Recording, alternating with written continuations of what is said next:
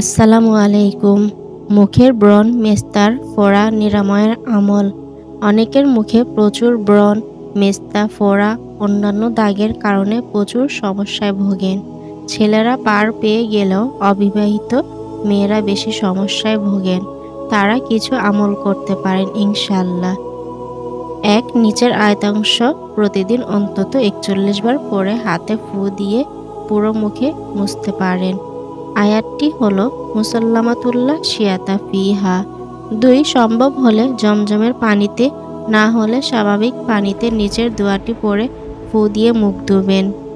দোয়াটি হলো আল্লাহুম্মা মুতফিয়াল কবিরি ওয়া মুকাব্বারুস সগিরি আতফিহা আন্নাই। ৩ ডান হাতের শাহাদাত আঙ্গুল দিয়ে মুখের দিকে ইশারা করে সূরা বাকারার ২৫৯ নং আয়াত নিয়মিত কিছুদিন পড়তে পারেন। এগুলো শরীয় রুকায়া আমল।